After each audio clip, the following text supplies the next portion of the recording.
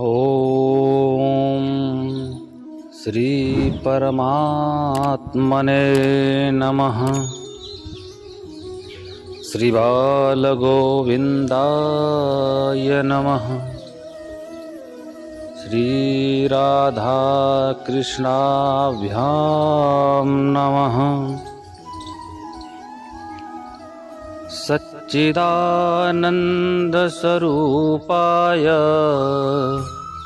विश्वोत्पत्त्यादिहेतवे तापत्रय विनाशाय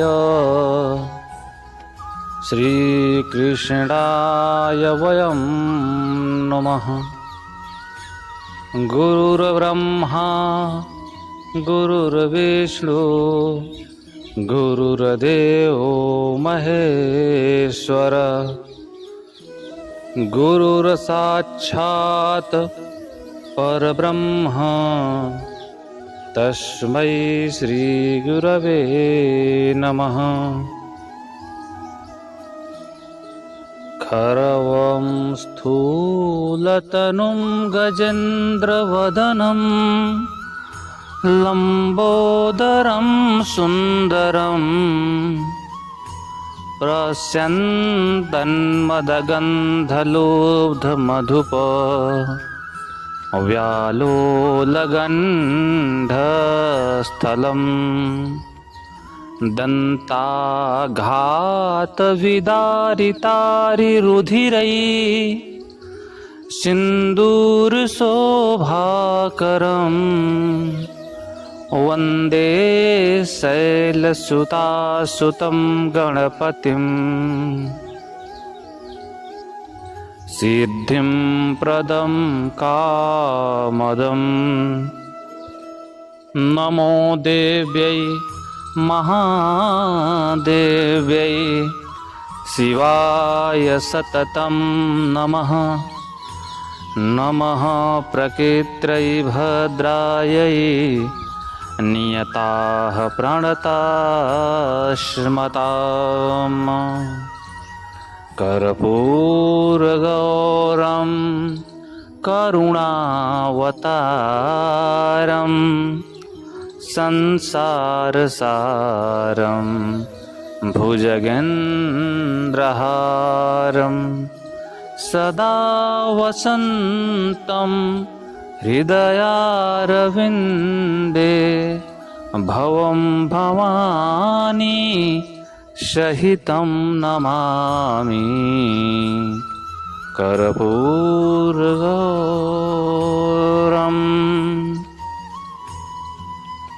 प्रेम से बोलिए श्री बाल गोविंद भगवान की जय। श्रीमन्नारायण भगवान की जय। राधे वर कृष्ण चंद्र की जय। श्री सतगुरुदेव भगवान की जय। सत्य सनातन धर्म की जय। जय जय श्री राधे, जय जय श्री राधे, जय जय श्री राधे श्याम। परमपिता परमात्मा सच्चिदानंद आनंद कंद परमानंद के सानिध्य में उपस्थित परम श्रद्धालु भक्तगण, सर्वप्रथम मन और वाणी को पवित्र करने के लिए कुछ क्षण भगवान नाम संकीर्तन करेंगे। तत्पश्चात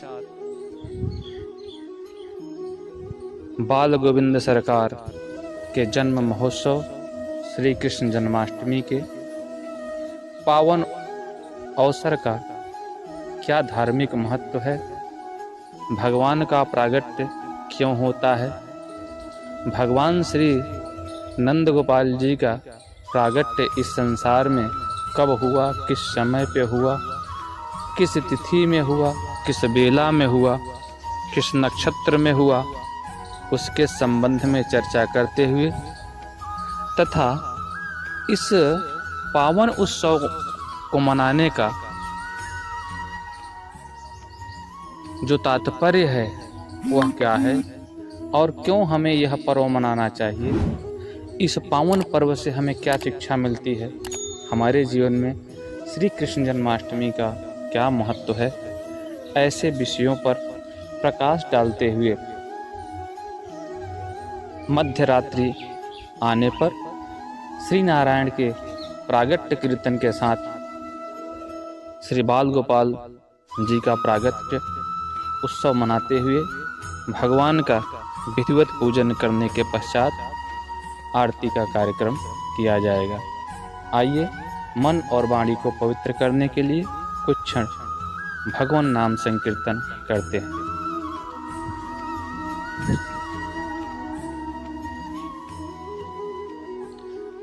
राधा श्याम श्याम श्याम राधा श्याम श्याम श्याम राधा श्याम श्याम श्याम राधा श्याम श्याम श्याम राधा श्याम श्याम श्याम राधा श्याम श्याम श्याम राधे श्याम श्याम श्याम राधे श्याम श्याम श्याम राधे श्याम श्याम श्याम राधे श्याम श्याम श्याम राधे श्याम श्याम श्याम राधे श्याम श्यामा श्याम राधे श्याम श्याम श्याम राधे श्याम श्याम श्याम राधे श्याम श्याम श्याम राधे श्याम श्याम श्याम राधे श्याम श्याम श्याम राधे श्याम श्याम श्याम राधे श्याम श्याम श्याम राधे श्याम श्याम श्याम। प्रेम श्री बाल गोविंद सरकार की जय। भगवान श्री बाल गोविंद सरकार जी का प्रागट्य भाद्रपद मास की कृष्ण पक्ष की अष्टमी तिथि को मध्य रात्रि में जब रोहिणी नक्षत्र प्रकट स्वरूप में था, उस समय श्री नारायण जी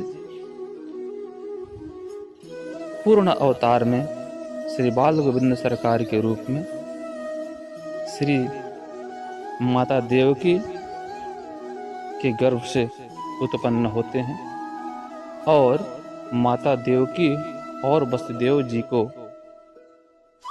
उनके माता पिता होने का सौभाग्य प्रदान करते हैं। नारायण का प्रागट्य क्यों होता है और ऐसी क्या स्थितियां और परिस्थितियां होती हैं कि नारायण स्वयं अपने प्रकट स्वरूप में इस धराधाम पर आते हैं। गीता में भगवान श्री कृष्ण अर्जुन से कहते हैं, यदा यदा हि धर्मस्य ग्लानिर्भवति भारत अभ्युत्थानमधर्मस्य तदात्मानं सृजाम्यहं परित्राणाय साधूनां विनाशाय च दुष्कृतां धर्म संस्थापनार्थाय संभवामि युगे युगे। अर्थात इस संसार में जब जब धर्म की हानि होगी, अधर्म और पापाचार बढ़ता जाएगा, साधु जनों को लोग सताने लगेंगे, अत्याचार बढ़ जाएगा, धर्म का ह्रास होने लग जाएगा, अधर्म की वृद्धि हो जाएगी।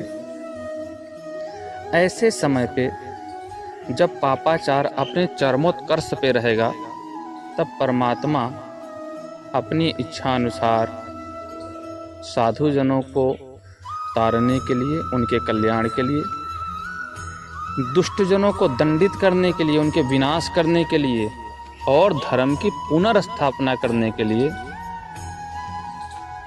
इस संसार में आते हैं। श्री रामचरितमानस में भी भगवान से राम के प्रागट्य के समय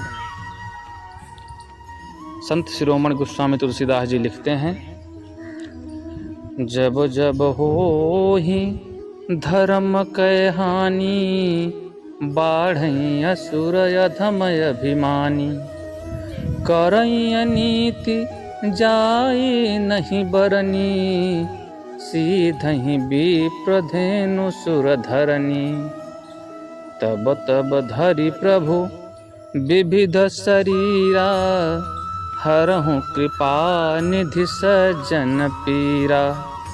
विप्रधेनु सुर संतहित, लीन्ह मनुज अवतार। निज इच्छा निर्मित तनु, माया गुण गोपार। अर्थात जब जब इस संसार में धर्म की हानि होगी, जब जब हो ही धर्म की हानि, और बाढ़हि असुर अधम अभिमानी। जब असुर प्रवृत्ति वाले, पाशविक प्रवृत्ति वाले लोगों की अभिवृद्धि होने लग जाएगी और उनके द्वारा नीति का उल्लंघन करके अनीति के सारे कार्य किए जाने लगेंगे और उनके द्वारा विप्रजन, संतजन प्रताड़ित होते रहेंगे, दंडित होते रहेंगे। गौधन को नष्ट किया जाएगा, गौ माता की हत्या की जाएगी और उनके इस पापाचार से जब धरती त्राहि त्राहि करने लग जाएगी, पूरे प्रकृति का संतुलन बिगड़ जाएगा, पूरे प्रकृति में आक्रांताओं का आक्रांत व्याप्त हो जाएगा। तब तब धरि प्रभु विविध शरीरा। उस समय परमात्मा अलग अलग रूपों में, जैसे नारायण के 24 अवतार का वर्णन आता है, तो नारायण अनेक रूप में साधुजनों के कल्याण के लिए और तात्कालिक परिस्थिति के अनुसार दुष्टों को दंडित करने के लिए कैसा स्वरूप धारण करना आवश्यक है, उस शरीर को धारण करके तब तब धरि प्रभु विविध शरीरा, हरहि कृपानिधि सज्जन पीरा। जो करुणा के सागर हैं हमारे परमात्मा, हमारे नंदलाल जी, वे सज्जनों के पीड़ा को हरने के लिए विविध स्वरूपों में इस धराधाम पे आते हैं। विप्रधेनु सुर संत हित। कारण क्या है? विप्र ब्राह्मणों के लिए, धेनु गौ माता के लिए, सुर देवताओं के अभिष्ट सिद्धि के लिए और संतों को तारने के लिए, उनको अनुग्रहित करने के लिए और पापियों के आक्रांत से उनको बचाने के लिए लीन मनुज अवतार, त्रेतायुग में मनुष्य स्वरूप में आए थे। निज इच्छा निर्मित तनु, मनुष्य के अतिरिक्त और भी स्वरूप धारण कर सकते थे। निज इच्छा निर्मित, अपनी इच्छा से जैसा चाहेंगे बनाकर। माया गुण गोपाल। क्यों? क्योंकि इस संसार में जो भी व्याप्त माया है सब उनके अधीन है। तो जितने भी योनियां हैं, 84 लाख योनियां, उन्हीं की माया के अधीन है। तो वो किसी भी योनि में, किसी भी शरीर में अपने आप को प्रकट कर सकते हैं संसार में। वैसे भी वो इस संसार में व्यक्त और अव्यक्त रूप में प्रत्येक कण-कण में विद्यमान है, लेकिन फिर भी लोगों को धर्म के मार्ग पर चलने के लिए, प्रेरित करने के लिए समय समय पे इस धराधाम पर आते रहते हैं। लेकिन इस कलयुग में भी भगवान आएंगे तो कलयुग में तो यहाँ पे राक्षस हमको दिखाई नहीं पड़ते।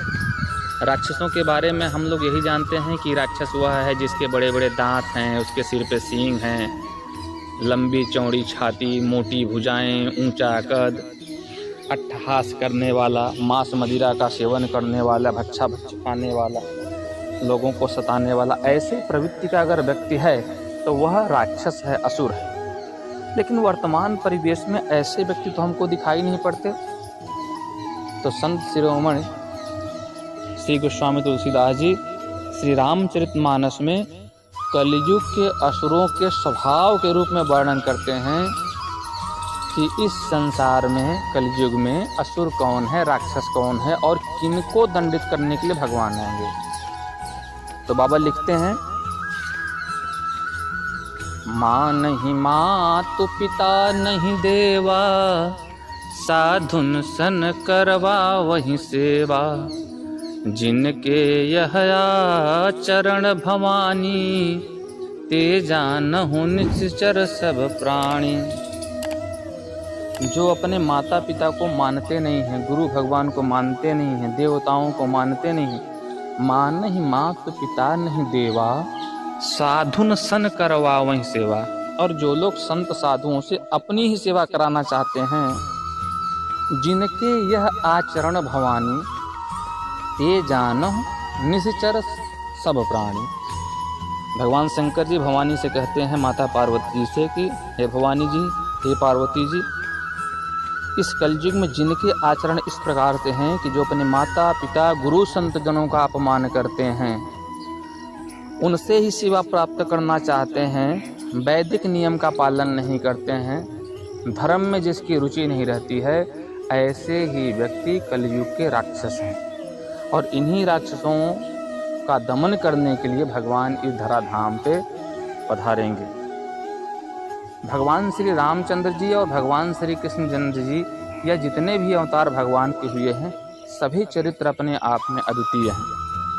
आज हम अगर भगवान का यह जन्म मना रहे हैं तो यह प्रत्येक वर्ष आता है, लेकिन हमने अपने जीवन में इस उत्सव से क्या सीखा और जो मानवीय मूल्य हैं, जो नैतिक मूल्य हैं, कितना उसको जागृत करके रखा अपने अंदर, यह महत्वपूर्ण है।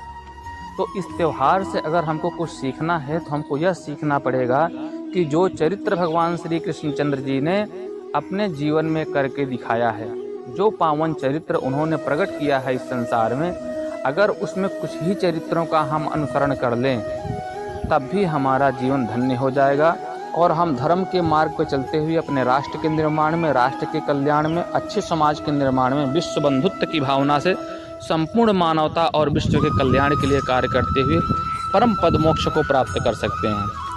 आइए हम जानते हैं कि भगवान श्री कृष्णचंद्र जी के पावन चरित्र से हमको क्या शिक्षाएं मिलती हैं।